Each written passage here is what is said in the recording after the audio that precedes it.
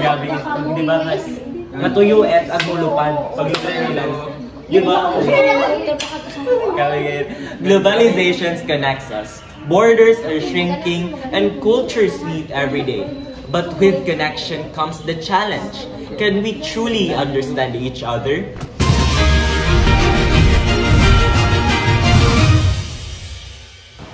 Globalization creates opportunities we learn, share, and grow together. Yet, it also brings challenges, misunderstanding, and language barriers and cultural clashes. Communication is the key to bring these gaps.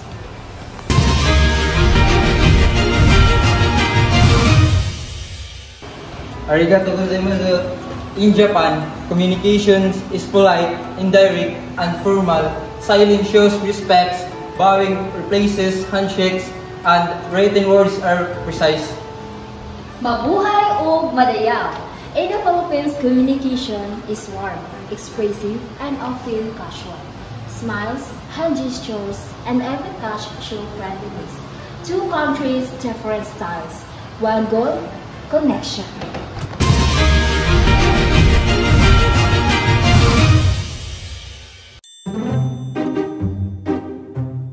Do you have an idea in our project? No, how about you? Nothing. How about the race? Nothing. Hey, Japanese kid, do you have your ideas?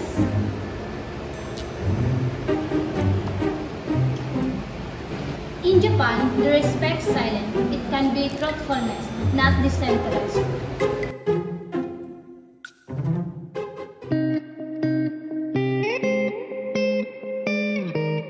Miss, I'm so sorry I did not see you coming. By the way, my name is Joris Ibago. Amanazar!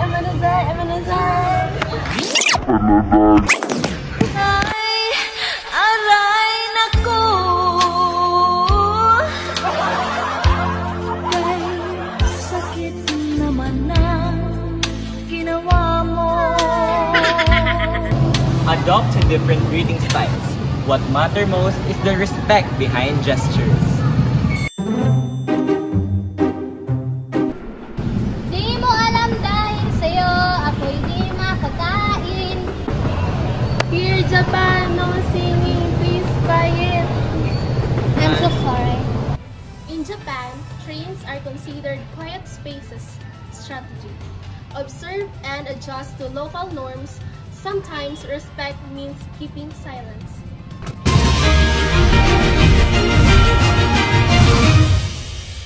Globalization has turned the world into a global village, making communication faster and easier through technology, trade, and travel.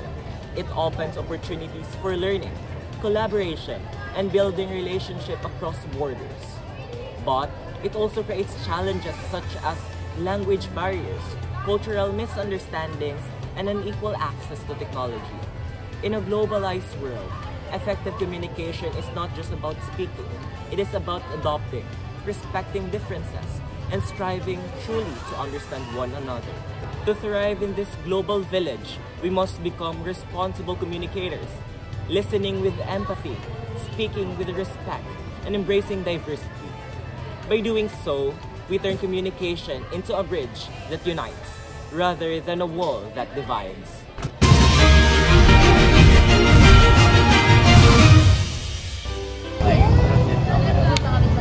In a world where culture meets, communication is not just a skill, it is a bridge to unity.